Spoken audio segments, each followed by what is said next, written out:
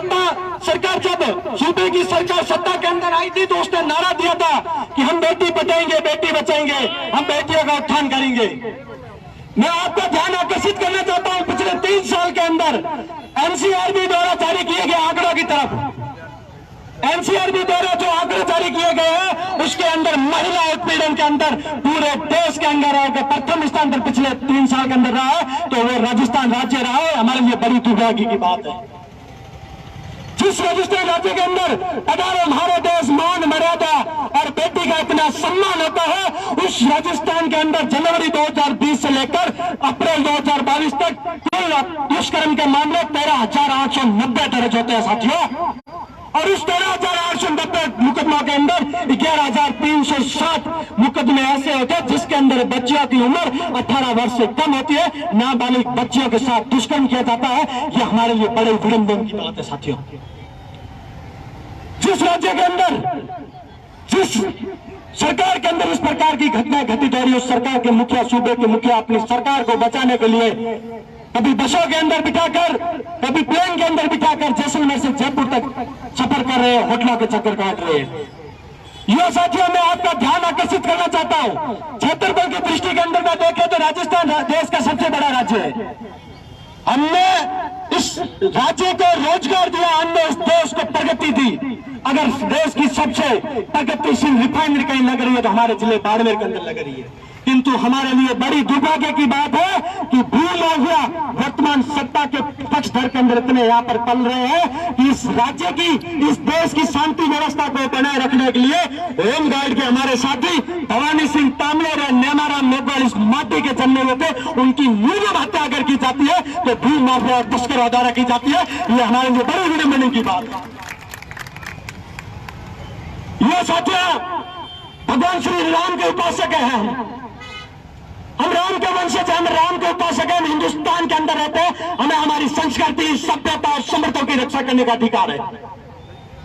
अभिव्यक्ति की आजादी हमें कुछ भी बोलने सुनने का अधिकार देती है। किंतु कितनी विडंबना की बात है, हमारे राज्य के अंदर अगर देश विरोधी नारे लगते हैं तो कुछ नहीं होता है।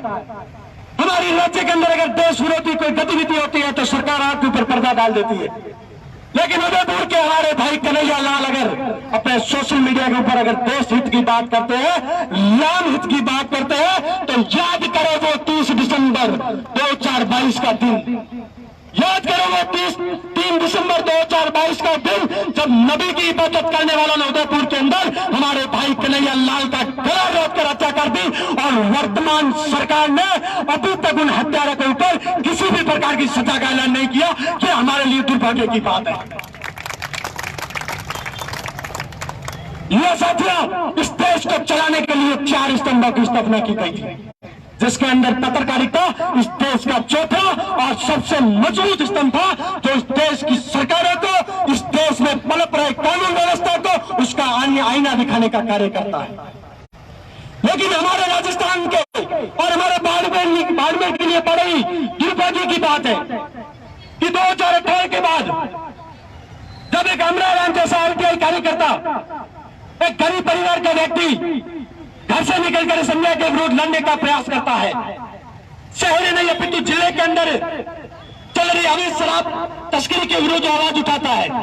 एक लाइसेंस के ऊपर 10 दारू के ठेके चलाए जा रहे थे, उन ठेकों के विरुद्ध आवाज उठाने का प्रयास करता है तो उस अमरार राम की टांगे तोड़ दी जाती है साथियों, उसके पैर के अंदर लोहे के सलिए घुसाए जाते हैं, उसको बीच चौराहे के ऊपर मरने के लिए फेंक दिया जाता है। लेकिन सरकार की काना के अंदर की रूल तक नहीं मिलती है, उसके अपराधी आज तक उनको सजा नहीं मिलती है। यह हमारे लिए दुर्भाग्य की बात है।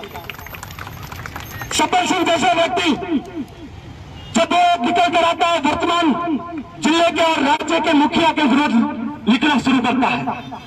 पत्रकार का धर्म होता है साथियों कि अन्याय के विरुद्ध लिखकर न्याय को जागृत करे। स्वामी विवेकानंद जी ने कहा था कि जब तक युवाओं का मस्तिष्क जागृत नहीं होगा तब तक देश के अंदर अन्याय बढ़ता रहेगा। कुछ ऐसी परिक्लाने के साथ शब्बर सिंह जैसा एक यशस्वी पत्रकार